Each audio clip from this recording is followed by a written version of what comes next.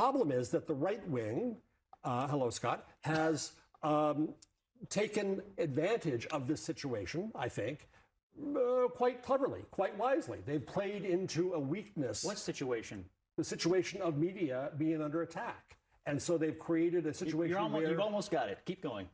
What the right wing is taking advantage of is finally the American people saying enough is enough. They're tired of feeling like the mass media screens out one viewpoint versus another in political coverage. They're tired of media institutions favoring one party over another. They're tired of narratives over factual stories. If I had any advice for 60 Minutes or anybody else, it would be just cover the news and try to be fair about it and stop putting your finger on the scale, especially during campaigns. You're talking about the old mass media myth that you could have this thing that was in the middle. The Walter Cronkite saying, that's the way it is, when it wasn't for many Americans the way it was. When people were pissed off. People back in those days trusted the media, didn't they? No, they just couldn't be heard because there was no two way. Now we have the internet. Look at the Gallup polling. It was here, and now it's here. It's fallen off of a cliff. Yeah, we do have that Gallup polling about trust in media, and now, as in recent years, and let's be honest, Scott, a lot of this is driven by the rhetoric on your side of the aisle. I mean, it's not. You think it's driven by the rhetoric and not the performance? Absolutely. But my point is this: if you're CBS or any other news outlet, the reason that you have lost trust ought to be obvious to you, and the way to fix it also ought to be obvious to you. And it has nothing to do with Donald Trump and everything to do with the product. Just try to make a better product that appeals to more people. And the way you appeal to more people is by not crapping on half or more than half of the country because of their values and political viewpoints. I think that is what you'd end up with in that press room then is, and these are my words, the freak show that Trump wants. Trump tries to devalue media. Why should we value his freak show there? Leave it to the freaks. I think calling them freaks. I don't think there's any disagreement on that, by the way. I mean, he called these new media sources the freak show. They're not freaks. They have audiences. Some of them are. They have audiences, and there's a reason that they're thriving is because people are starved for information that they think they can trust. They're not freaks. They're filling a need in this country, in my opinion. All right, That one of the best segments I ever seen on CNN. Scott Jennings called out CNN to their face, essentially telling them, hey, this is why trust in the media is an all-time low. It's not because of the rhetoric from Donald Trump. It's not because Trump somehow convinced the American people that the media can't be trusted. If you look at the stats, 2015, the polling of trust in the media in 2015, before Trump even was a serious candidate for president of the United States, trust in the media was already declining. And when Trump dropped that famous two words, fake news, it resonated with people because people in their own lives can see examples of contradictions between the narratives that the media has put out versus reality. And how I grew up, if reality shows you that your theory is wrong, you must accept that your theory is wrong. And the media has not gotten that bit of wisdom yet. And as you saw from the intro, Scott Jennings tried to get them to reflect on themselves. And you saw this guy, this snooty professor of journalism, trying to tell him, no, it's because people couldn't be heard. It's because people can be heard more than ever before because of social media. And media's influence is declining, right? And I talked about this before with some people that I know, and we got into all this debate, and pretty much how we laid it out is the reason why independents went towards Donald Trump is because the media giving a purely negative perception of Donald Trump. We see that you're trying to manipulate us into going along a certain purview, no negative coverage of Kamala Harris, putting on these wonky narratives like, oh, Donald Trump is scared to go on interviews. When Donald Trump, for the first half of his 2024, he was going on every interview you can find him on. He had town halls. He had Fox News specials. That was Donald Trump doing that. And all of a sudden, when he's done doing that, and Kamala Harris is starting to do that, she wants to call out Donald Trump. Oh, Donald Trump is scared to take interviews. Like, what's wrong with these Democrats? And this is the problem. And the fact that Abby Phillips tried to gaslight Scott Jennings, it was laughable to me. Oh, it has nothing to do with the media's performance. Oh, yeah? Here's a clip when when the media was discussing Joe Biden's debate prep versus what these insiders were saying as now that it's 2025 and it doesn't hurt anyone to reveal it now. See how they're singing a different tune and sitting here and pretending like they didn't go out of their way to cover for Joe Biden's mental decline. Let's take a look. Has spent days locked in intense preparation, surrounded by his closest advisors at Camp David. And our sources are telling us tonight that full mock debates are underway at the podium, under the lights. He's even watching tape to know exactly what he's going to see when he steps up to that lectern. His team shot a video during a walkthrough of the CNN studio. And as I reported while covering him at the White House, when Biden prepares, he does so incredibly intensively. So just how worried were Biden aides before the former president's disastrous debate last summer? According to Ron Klain, his chief of staff, his concerns could not be overstated. At his first meeting with Biden for debate prep, quote, Klain was startled. He'd never seen Biden so exhausted and so out of it. Biden was unaware of what was happening in his own campaign. Halfway through the session, the president excused himself and went off to sit by the pool. The part about the pool, he went off, this is in the middle of debate prep, went off to the pool and he took a nap.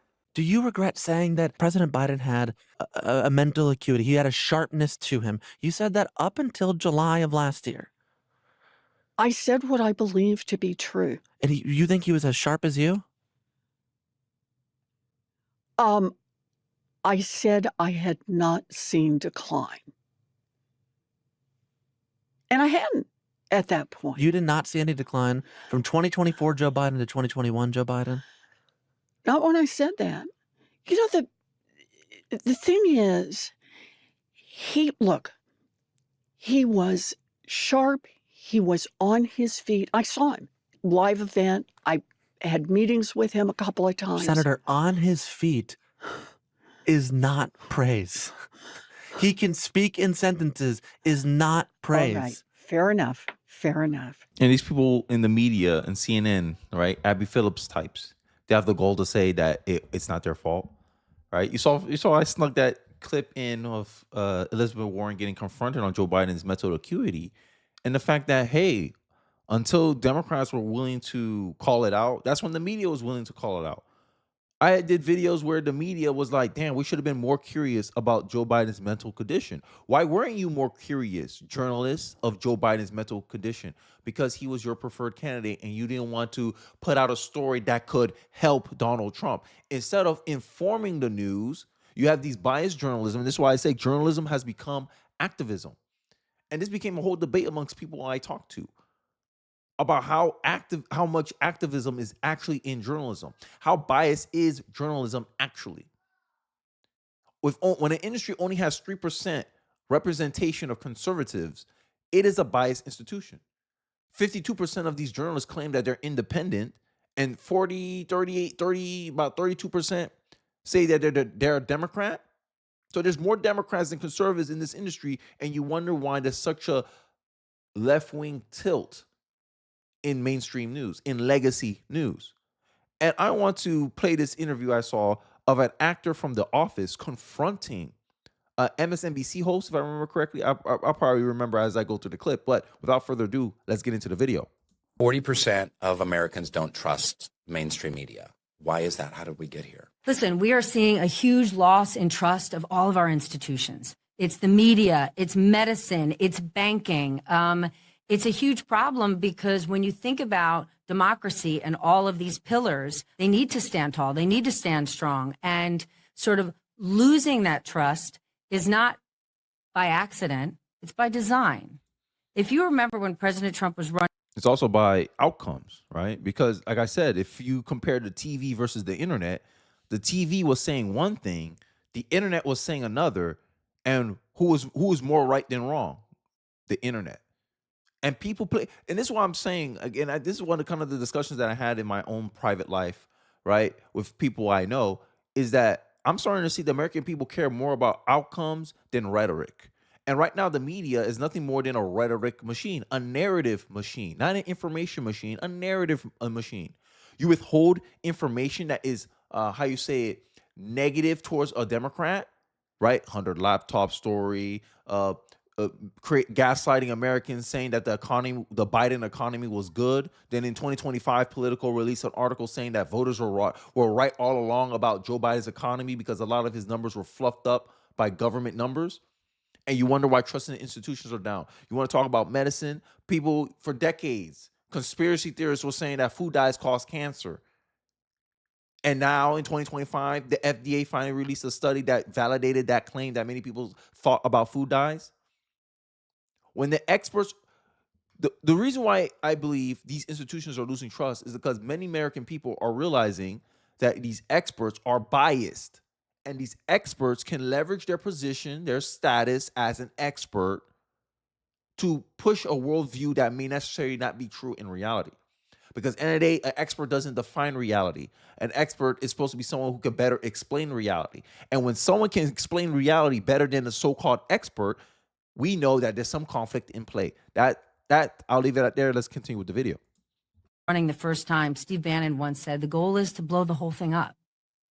And so I think that you've got mistakes made or things starting to slip, while at the same time there's a concerted effort to destroy the media. Because the media, the news media, is, in my opinion, the last line of defense of holding power accountable, right? And you had a bit of a perfect storm, right? President Trump won, and tons of people were shocked or angry or frustrated, and they're tuning out. And at the same time, you have the Elon Musk media machine, because they want you to leave traditional media and they want you to go to X, which is a bastion of misinformation. Yep. They want to talk about bashing of misinformation, but if you were applied the standard of misinformation, when the mainstream media kept pushing this narrative that Trump was a racist, Trump was a Nazi, Trump was going to be a dictator on day one, isn't that spreading misinformation? Trump's been in office for what? Almost 4 months now? 3 months now? Did he ever become a dictator in any of those days? So doesn't that prove that CNN and their host on MSNBC was spreading misinformation, disinformation? What about the narratives that were talking about how the laptop story was a Russian hoax? It wasn't true. What about the stories of you guys saying Joe Biden wouldn't pardon his son? You guys took a lot of stances that if an internet person took, people would just say, yeah, you were wrong here, bro. You made the wrong bet here. But when the mainstream media do it, oh, it was a mistake. It wasn't misinformation, though. So why you don't give Donald Trump that same courtesy when he makes claims that don't turn out to be true? Instead of saying, oh, yeah, Donald Trump got it wrong here, you say, no, he was spreading misinformation. He was spreading disinformation. When you guys were putting out the messaging of Janet Yellen and the Biden administration about inflation being transitory, we're not in a recession, even though we hit the textbook definition of a recession during the year 2022, you guys made excuses for it, gaslighted America saying we're not in a recession. Inflation was transitory. That wasn't misinformation, disinformation. And this is the funny part. When Scott Jennings brought up the point that, hey, you guys are in this position because of the product, because of what you did, not because of what Donald Trump did, because of what you did, the media, the mainstream media, the legacy media, they don't want to reflect and improve. Instead, they want to continue blaming. And the funny part is she said nothing to defend the status quo. Because my argument has always been, if you want to defend status quo, you must put out something meaningful that people would care about preserving status quo. If status quo was effective, it'll be easier to make the argument that why you need mainstream media. But if people on the internet can inform the public better than you with millions of dollars behind you, is it no wonder you're losing out against them? Is it no wonder that a lot of these mainstream news outlets are hollowing out, laying off people, losing money every year? Washington Post, I remember, loses $40 million a year. And you want to complain that Jeff Bezos owned them, when Jeff Bezos' wealth is the only reason that Washington Post still exists today. Because if you left Washington Post by itself without the backing of a billionaire, it would have been closed down. But you want to blame someone else. You don't want to blame yourself, legacy media. It's time to look yourselves in the mirror. There is no fact checking. So it's a perfect storm of people saying, I'm angry, I'm frustrated, I'm tuning out, I'm disconnecting. And then you have a force pushing it. But even in the last 2 weeks, what we need to do is just cover what's happening in America, right? We have to cover Democrats trying to figure out what their lane is and how they're going to get back on their feet. And we have to simply cover what this White House is doing. And I think if we do that, right, there's that saying, trust is gained in raindrops and it's lost in buckets. And it's not yes, you're not incorrect that the media has lost trust. This is where I would push back. When I see this kind of insight and passion being directed at the current administration and the lack of this kind of insight and passion being directed at the previous administration. Got him. Where, again, I'm not talking about you. I'm talking about Not talking about her too. left-leaning news media organizations. She's part of. We're kind of like, la, la, la, la, la, everything's fine. Look, the environment's, look, the economy's great. La, la, la, immigration's not that much of a problem. And really being Cleopatra, queen of denial. Thank you. Boom. I would push back on immigration. 40% of America. Always got some type of pushback, but that's true, right? He called out the mainstream media's inconsistencies. And I don't know how many times I got to bring up this article, 2018 article, media is the most left-wing profession in the U.S., right? Because this continues showing their bias, right? And it's like they don't want to show. And it's an old article, I understand. Show me something newer. If you have something newer, this is in 2018. Media bias, pretty much all of journalism now leans left, study shows. Ask a journalist, and they're likely to tell you that they play things right in the middle. They strive to be fair. They're centrist. Sorry, that's not true. The profound left-wing ideological bias of big media is the main reason why Americans now seem saturated with fake news. Journalists beset with their own ideology are no longer able to recognize their own bias. 2018. From 2018, there was evidence of this suggests that the mainstream media was biased. Look at Kamala Harris versus Donald Trump. If you look at the media coverage from CBS covered Kamala Harris 87% of the time positively. They covered Donald Trump 83% of the time negatively. That hints at bias. But like they said, the media or these people here don't want to admit that, right? The vigor and passion that they got for covering Trump and what he's doing, they didn't have that same level of insight, passion to uncover Joe Biden's mental acuity, right? Joe Biden fluffing up the job numbers using government jobs. Y'all don't remember that during 2024, it seemed like every other month they had to revise the job data down. Oh, look, we had to revise the job data. The job data was up 818,000 jobs. Oh, crime is down. Crime is down. The media tells you. Byron Donalds go on CNN and says, no, crime isn't down. And he gets blasted saying he was spreading fake news and misinformation, disinformation on CNN. Months after he did that interview, FBI quietly revised the numbers showing that crime went up. This is the type of stuff that people observe and see, and they go, yeah, I can't trust these people. And they want to blame Donald Trump. All Donald Trump really did was point it out. All Donald Trump did was use himself as an example to show you how manipulative the mainstream media can be. They want to talk about me, Elon Musk, and this is why it's all projection. Every accusation is a confession from the legacy liberal media.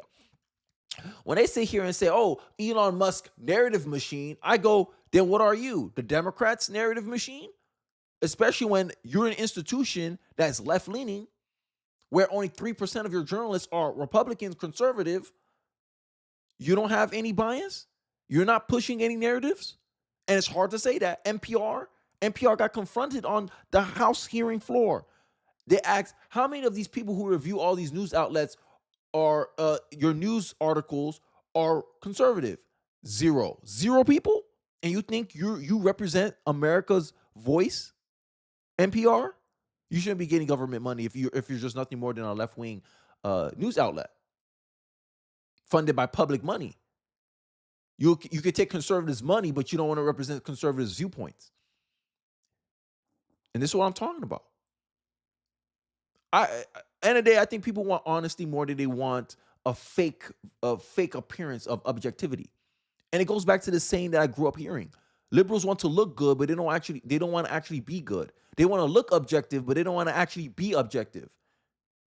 You had New York Times opinion pieces saying that journalists can't do journalism because it could help Donald Trump. These journalists, they think their job is to resist Donald Trump instead of informing the American people on what Donald Trump is doing. And I think this is why they lost trust with the American public. But I'd like to hear your thoughts and perspective in the comment section below. Let me know your thoughts of why why many Americans have lost trust in the media. Have you lost trust in the media? Give me an example of a story that really woke you up to why you became more distrustful of the media, and not just media, but institutions themselves. Let me know your thoughts and perspective in the comment section below. I'll be interested to hear what you have to say. Don't forget to like, comment, subscribe. Please share this video if you feel so inclined. It really does help me out in the algorithm. And I'll catch you guys on the next one. Peace.